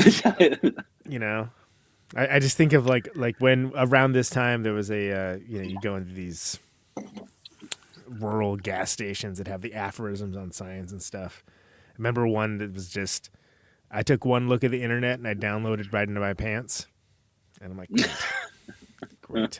In retrospect, I probably should have bought it, but I was like, this is idiocy at the time. and it is, but it is that kind of idiocy that's like, wow, this is almost poetry, and it's absolute guilelessly non-cleverness. Comes back around again. Congratulations. There's not many people I know that were talking trash about the internet in 97. So no 98, whenever it was. Like the song is like an awesome train wreck. We were talking about playing it at the release show. We're doing a release show in Cleveland at the Grog Shop on the 22nd. It's on our list of our homework list of like, we should try to learn this, but like it is so chaotic. Try it, make sure it works. It's so fast. Yeah. Like no one knows what their part is because the recording just sounds like all cymbals. Yeah. And someone screaming like that. Yeah, sure. Yeah. But we'll try to figure it out. So next up, Cum Stomach. Cum Stomach. If I see this correctly, stomach is misspelled. Oh yeah. Stomach. Which is how it was on the original. and I'm not going positive it's not how it was supposed to be. I was just about to search, and I was like, I don't want that in my algorithm. I just as I was about to push the button, I was like, nope, I don't want that. Just search comic, Yeah. which is what I did just to make sure. Yeah, not our best song, yet it made it on 3 records. It's just like, is it just the audacity of the title, or what do you think? I think that, so the reason how I think this song ended up on this record, because shock, when I got the tapes back for this, we recorded 2 more songs than what is on here. Oh, really? And I think we just ran out of time to sing them, because one of them is awesome. Like, one of the songs is awesome. One of them, I don't know what we were thinking, but one of them is legitimately sick. But it just doesn't have vocals, and I think that we were just like, we know this song, and Ryan Brannon, who is the bass player in Party of Helicopters, thinks it's our best song, so we'll put it on here too. It's on like 3 different releases that we did. The only thing I was excited about with this one is there was a point in time where computers were not involved in recording, so you would go to mix the record from the tape onto a DAT tape. Yeah. And if the person pressed record on the DAT player too early or too late from the person who pressed play on tape machine, you would get weird stutters and shit would get cut off. Yeah, that's right. Yeah. So that's actually the record, the original record version of it. The song, I think, gets cut off at the beginning, or it like ramps up. Something weird happens in the beginning of the song that shouldn't be there. So I was just very excited I got to fix it. Nice. The remix of this. Got a right or wrong. Yeah. Yeah. And then Getting On with the Star. Getting On with the Star. Yeah. I don't really know what the song is about, but it definitely seems to be about something famous bands, maybe. I don't know. I know we like to talk a lot of shit about bands that sign to labels. We'd like to do that. Such was the custom of the time. Yes. Yeah, but a lot of fun to play. Also on our homework list for our record release show. There you go. A little sneak previews. I get to play this Muppet Babies drum part so that I really Muppet Babies. In it. Yeah. That's awesome. So that's Unfuckwithable, Harriet the Spy. There's from the drummer's point of view. From the drummer's point of view, least knowledgeable person about what the songs are about. Hey, that's just apologize for nothing. Solid Brass Records, pick up copy of that. Beautiful artwork. It's awesome. Yeah, absolutely, dude. Jamie, it's been awesome. Thanks so much for coming on the show. Really appreciate it. Yeah, of course. Thanks a lot for having me. It's been far. It should have probably happened a long time ago, but I'm glad it happened now. Last thing, this is the only canned question I ever ask, and you can choose to interpret it however you like. But why do you do what you do? Because I can't do anything else. I feel called to just try to figure shit out and make stuff. That's it. Glad Unemployable.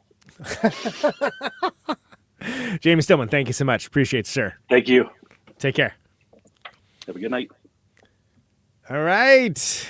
There we go. Jamie Stillman. Let's go ahead and close this on out here. Actually, what am I going to play? I'll do Showtime with the Apocalypse here. That's a good one. We'll hit it in one moment right here.